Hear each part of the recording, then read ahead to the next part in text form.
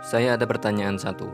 Sebetulnya seseorang mencintai Rasulullah Shallallahu Alaihi Wasallam, kemudian dia mengikuti acara Maulid, ataukah karena dia sering mengikuti acara Maulid sehingga tumbuh kecintaan dalam hati seseorang tersebut kepada Rasulullah Shallallahu Alaihi Wasallam? Bisa jadi karena dia sering mengikuti acara Maulid yang tadinya dia tidak tahu sifat-sifat dan juga sejarah Rasulullah Shallallahu Alaihi Wasallam, karena di dalam acara Maulid tersebut misalnya telah dibacakan sirah atau sejarah perjalanan hidup Rasulullah Shallallahu Alaihi Wasallam dan juga disebutkan beberapa sifat-sifat terpuji dari Rasulullah Shallallahu Alaihi Wasallam, sehingga orang yang tadinya tidak mengenal sifat-sifat Rasulullah tersebut, ketika dia sering mengikuti acara Maulid yang demikian, maka bisa jadi akan tumbuh kecintaan dalam hatinya terhadap Rasulullah Shallallahu Alaihi Wasallam. Ini mungkin saja terjadi. Ataupun sebaliknya, seseorang karena cintanya kepada Rasulullah Shallallahu Alaihi Wasallam dan dalam rangka untuk menambah rasa cintanya kepada Rasulullah Shallallahu Alaihi Wasallam, dia mengadakan ataupun mengikuti acara Maulid yang diselenggarakan.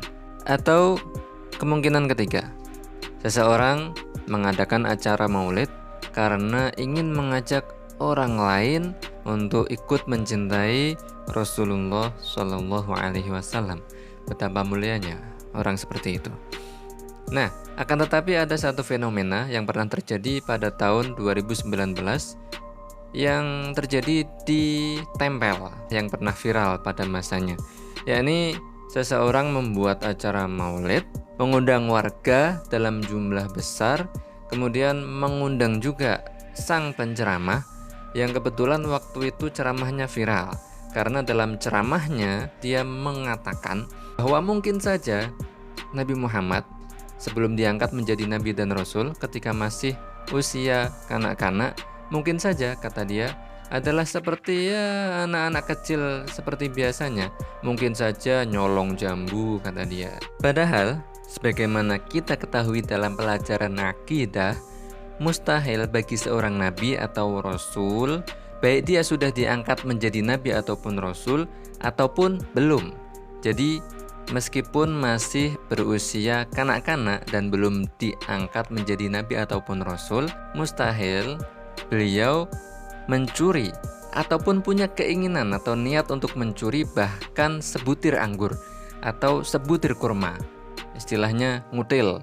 Kecintaan terhadap Rasulullah Shallallahu Alaihi Wasallam, setiap orang bisa mengaku, mendakwa bahwa dia cinta terhadap Rasulullah. Akan tetapi apakah cintanya asli ataukah cinta palsu? Wallahu a'lam. Namun ada baiknya kita simak dulu penjelasan dari seorang syekh bernama Thariq Laham. نعم محبة الرسول أن تعتقد فيه العصمة فهو لا يقع في كفر قبل النبوة هو معصوم من هذا وبعدها من محبتك للرسول أن تعتقد فيه أنه لا يقع في كبيرة قبل النبوة هو معصوم منها وبعد النبوة من محبتك للرسول صلى الله عليه وسلم أن لا تعتقد فيه أنه يقع في معصية صغيرة فيها خسة أو دناءة أو سفاهة أو رذالة هو معصوم منها قبل النبوة وبعد النبوة. إذن النبي محبته فرض تجب محبة النبي الأعظم صلى الله عليه وسلم. Oke, itu dia penjelasan dari beliau Syekh Thariq Laham yang telah menjelaskan bagaimana inti akan kecintaan terhadap Rasulullah Shallallahu Alaihi Wasallam ataupun kepada para nabi dan para rasul yang lain. La nufarriqu baina ahadim mir rusulih, bahwa kita tidak boleh membeda-bedakan di antara satu nabi dan satu rasul yang lain. Artinya semua kita harus menta'zimkan dan mengagungkan mereka, harus meyakini bahwa setiap nabi dan setiap rasul adalah bersifat siddiq, amanah, tabligh, fatwanah, dan kesemuanya maksum terjaga, terhindar dari segala macam perbuatan dosa, apalagi perbuatan kufur, baik setelah diangkat menjadi nabi dan rasul ataupun sebelum diangkat menjadi nabi dan rasul.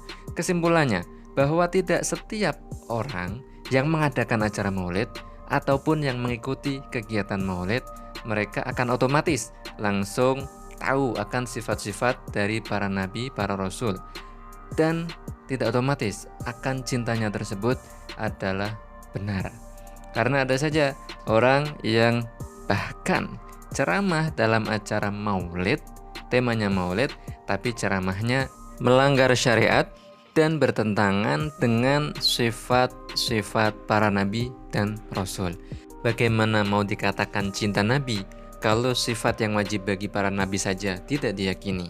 Dan terima kasih kepada guru-guru kami yang telah mengajarkan rasa kecintaan kepada nabi dengan mengajarkan akidah kepada kami sejak dini.